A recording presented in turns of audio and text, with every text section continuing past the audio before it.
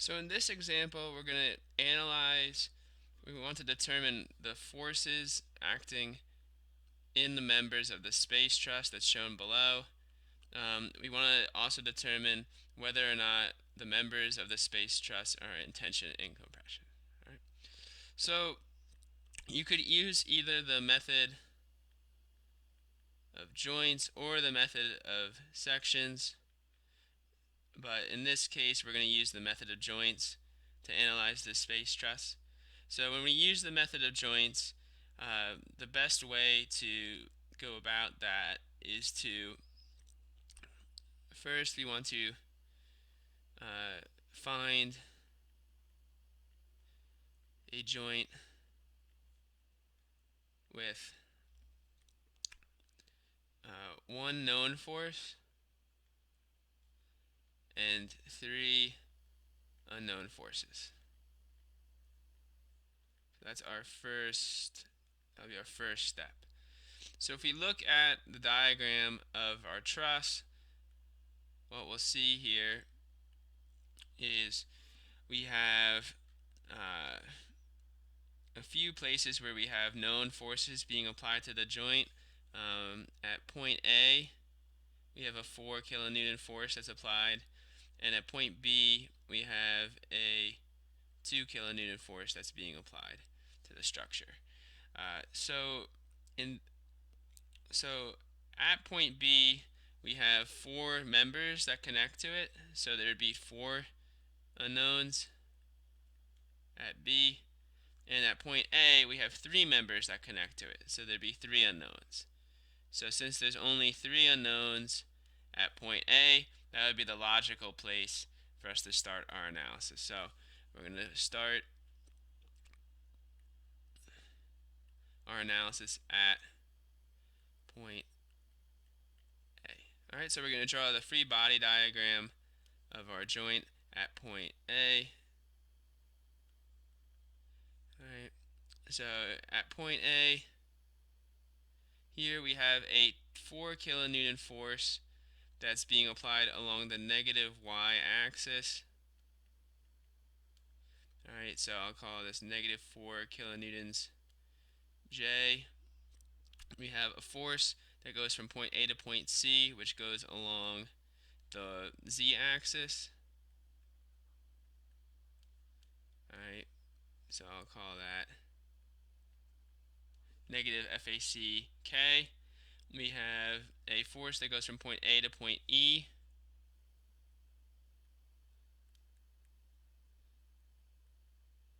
Alright, now FAE, it has going to have a component in the x direction.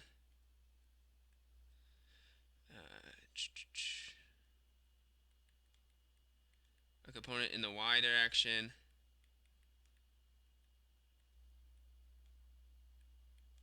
And a component in the z direction. Alright, and then our last force is going to be FAB. Alright, and FAB will only have a component that goes along the positive y direction. Alright. So if we find the resultant force from all of these vectors, so our resultant force would just be equal to the sum of all of our forces acting on the joint. That would be equal to minus 4 kilonewtons J plus FAB plus FAC plus FAE. Alright, so if we add these all up as Cartesian vectors, what we'd end up getting, alright, we have to set our resultant force on the joint equal to 0 in order for the equilibrium equation to be true. Alright, so we'll have our x components added together, our y components added together, and our z components added together here. Alright. Alright. So our only component in an x is going to be equal to FA EX. Alright. the components in y, we have FAEY, and we have F FAB, and we have negative 4 kilonewtons in y as well. And then in z we'll have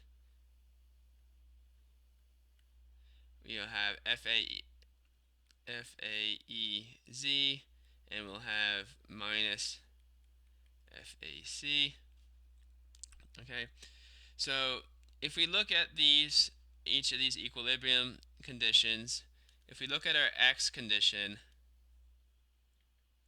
all right, we see that there's only FAEX. All right, so from that we know that FAEX must be equal to 0. All right, since FAEX is 0, the vector that goes, since we know that the force from point A to point E in member AE must go along the line of action of its force, since the x component is equal to 0, we may say that the y component and the z component would also be equal to 0. All right, so because of that, this will make our because of this condition here, we can simplify our equations quite a bit. All right, so now if we look at the sum of all the forces in the z direction, what we end up getting is we have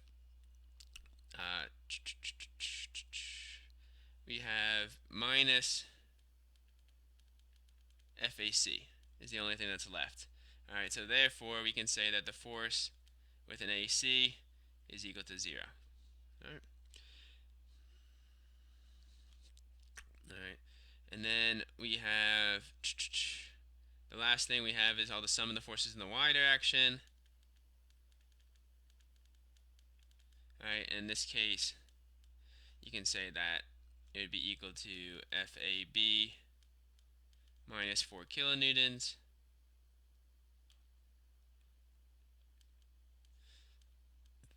From that, we would get FAB would be equal to 4 kilonewtons. Right?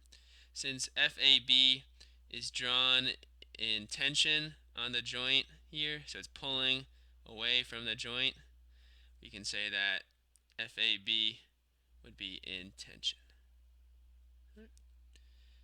All right. So once we have our first joint done, all right, we should go back and look at the free body diagram and see at what joint now do we have a joint with at least one known force and 3 unknown forces. So I start with, I'll use green here. So if we look at point B now, we now know the force within member AB. So now we have one known force. We actually have 2 known forces, and we only have one link, 2 links, and 3 links that have unknown forces. So using this formula, we should be able to determine whether or not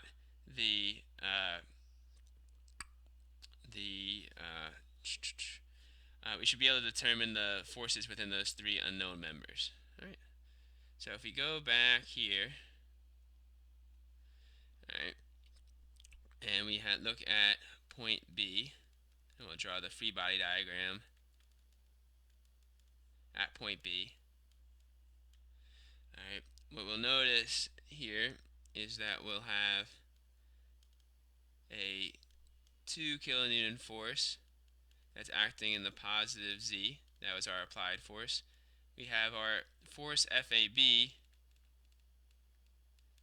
which is going to be equal to negative 4 kilonewtons, going along the negative y, is going along the negative y-axis. All right, and then you're going to have force that's in member BD, which goes along just the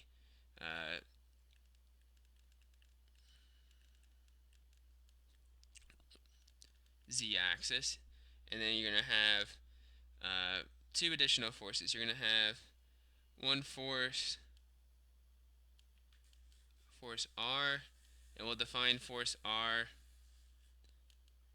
since it's at a 45-degree angle relative to, and it's in the xy plane.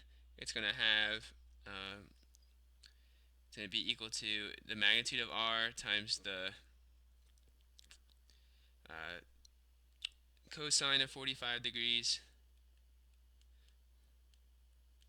plus the magnitude of R times the sine of 45 degrees. Alright, so if we simplify that down, we just get minus radical 2 over 2 R times I plus radical 2 over 2 R times J. Alright, and then our last force that we have acting on this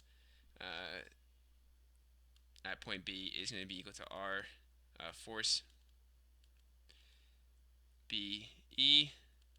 Alright, and force BE, the way that this truss is drawn, is it is at the same point, or it only has components in along the x direction and the z direction. So FBE will just have, we can say it'll be equal to FBE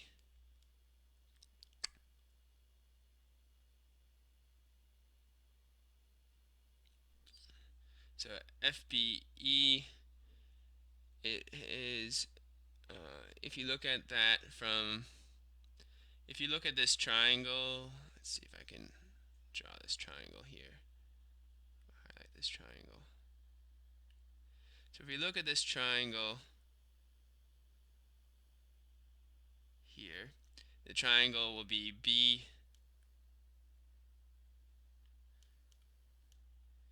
D, E. Alright, the sides of this triangle are both 2 meters. So if we treat our force BE as having two components, a component in the z direction and a component in the x direction, it'll have, this is clearly a 45-degree triangle. So we can say that FBE would have an x component, which would be going along the positive x-axis, and that would be equal to the total magnitude of FBE times radical 2 over 2. Alright, and then there'd be no y component, and then the z component would be equal to negative FBE times radical 2 over 2. Alright, and the radical 2 over 2 just comes from the cosine of 45 degrees and the sine of 45 degrees. Alright, so the sine of 45 degrees is for the x, and then the cosine of 45 degrees is for the z. Alright, but both cosine and sine of 45 is radical 2 over 2. Alright, so if we look back, so we can write FBE as being equal to FB times radical 2 over 2 I, and I should include a negative sign here, or sorry, no negative sign, and then plus 0j plus negative radical 2 over 2 FBE times k. Alright, so just like we did at joint B, we're going to find our resultant vector. So let's just find our resultant force, alright, which would just be, in this case, would be equal to FAB plus our 2 kilonewton applied load plus our reaction force and then short link R, and then plus FBD plus a force FBE. Alright, so, and we'll set that equal to 0 and see what we can solve.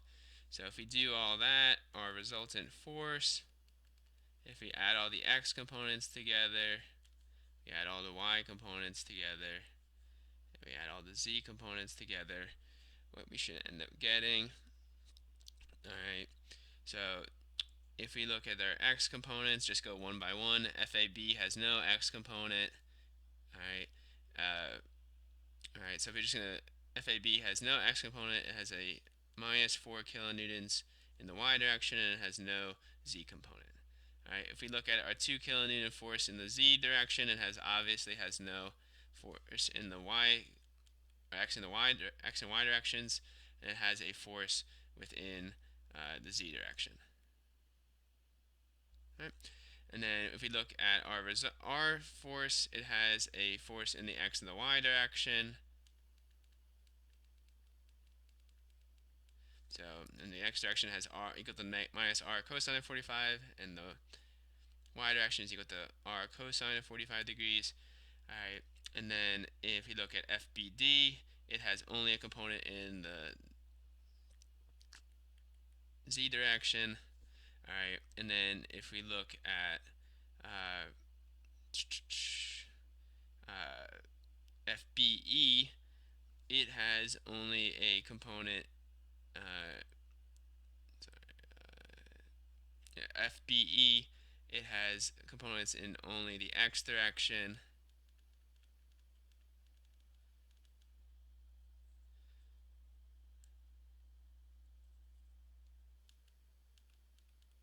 Alright, and the y direction, and the z direction.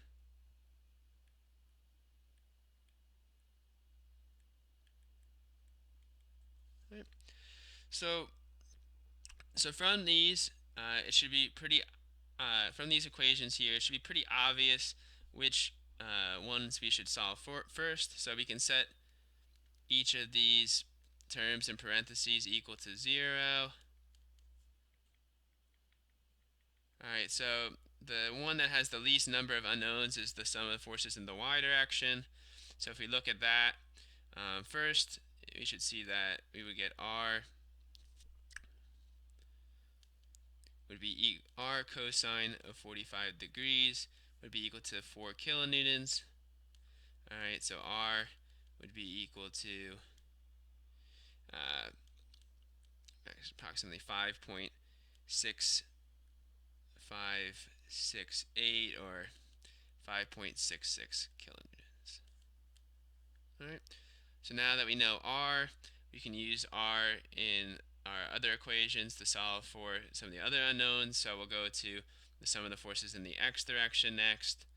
Alright, if we look at that, alright, we would get FBE times radical 2 over 2 would be equal to r cosine of 45 degrees, which is also radical 2 over 2.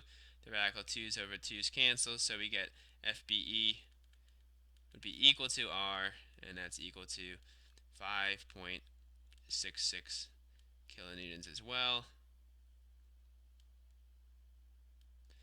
Alright, so since we've drawn everything in tension coming out of this structure, we should, if we get a positive number for our magnitudes, those components would be in tension. So I'll include that here too.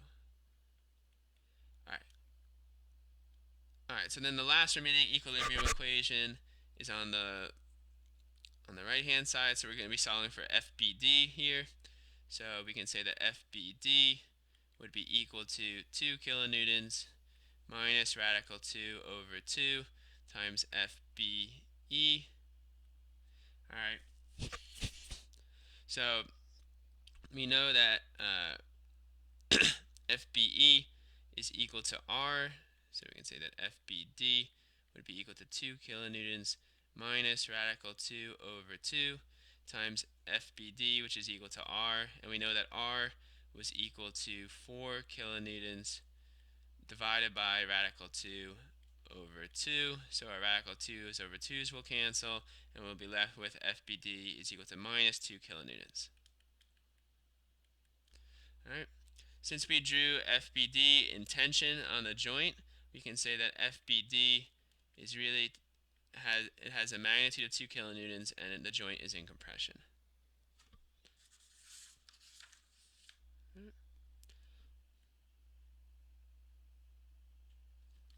Okay. So the next logical option here, all right, would be to go to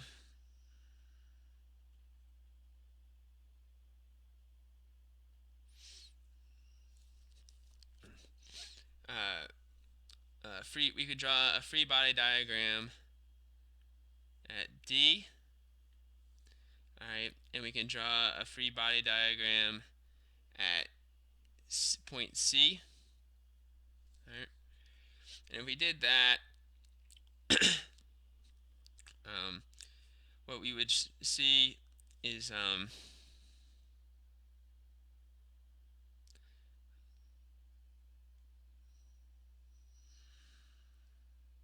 so let's see here. So we would then draw.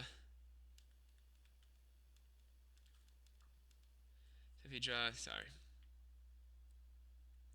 So we have our free body diagram at point D. Next, we have one known force and three unknown forces there. We'd have one force that would be going, that would be force BD. Alright, force BD was found to be in compression, so we would say that force BD would be going into our joint. Alright, and that would be the same thing as saying it would be equal to minus 2 kilonewtons in the z direction. Alright, we have the force within DE, alright, which goes along just the x-axis. So it only has an x component. We have a small link that's underneath point D. So I'll call that link.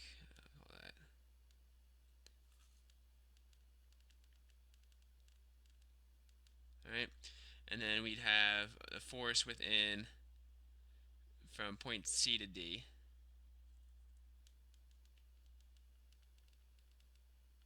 Alright, the force in the link has just a z component, so I'll just say it's equal to minus F link times K. Alright, and then FCD, alright, only has a component going along the negative y direction. Alright, so what you'll see here is that if we did found the resultant force here, we'd find that there'd be only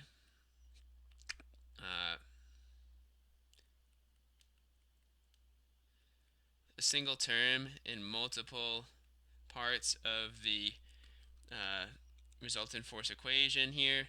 So we could say that FDE would be equal to 0 and FCD would be equal to 0, and we would get minus 2 kilonewtons minus F link for the z direction. So we could say that the force within the link would be equal to negative 2 kilonewtons. So that link would also be in compression.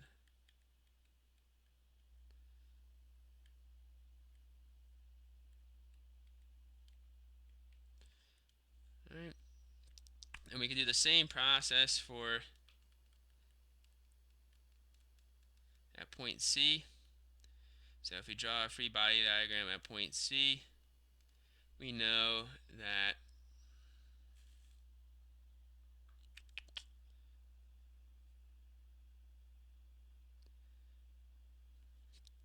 so we look at point C here, we know that the force AC is equal to 0. We know that the force CD is equal to 0. We know the force, we don't know the force within the short, I'll call this the link, the force within the second link, we're not sure about that. but then we know that's going to be going along the y direction, negative y direction. So we can say that force link 2 would be equal to minus F link J. Alright, and then we know that the force within member CE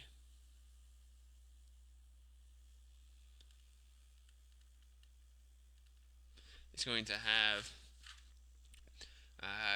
its FCE is drawn on the XY plane at a 45-degree angle, so we would say that FCE would be equal to radical 2 over 2 in the x direction and radical 2 over 2 in the y direction. Alright. And no component in the z. So if we found the resultant force here, our resultant force would be equal to radical 2 over 2 FCE I plus radical 2 over 2 FCE minus the force in the link J plus 0 in the z direction. And then if we look at, so from this, some of the forces in the x direction, we know that FCE would have to be equal to 0. Therefore, if we looked at the sum of the forces in the y direction, you would say that radical 2 over 2 times 0 minus F link would be equal to 0, and we can say that F link 2 would also be equal to 0. Alright, so to summarize all the results we had, we got FAC had a force of 0, we had FAE had a force of 0, we had FAB had a 4 kilonewton force, alright, and that was in tension. Alright, more specifically, we could say that force AB, so that's what we should, that was our result for FAB. Then we had force BD had a force of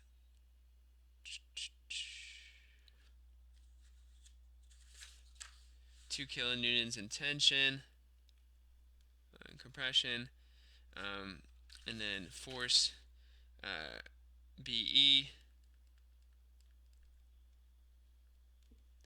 had a 5.66 kilonewton force in tension. The small link at point B had a force of 5.66 kilonewtons in tension.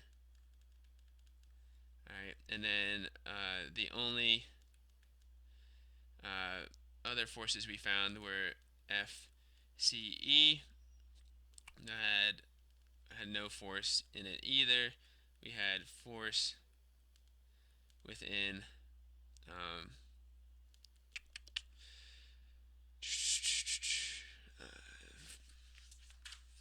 CE, and then we could say that force DC was 0, and then the force within DE was also 0. Alright, I'm not sure why I included all these hats. These are all scalar numbers. Alright, so that's how you can use the method of joints to solve for all of the forces within a truss, a space truss.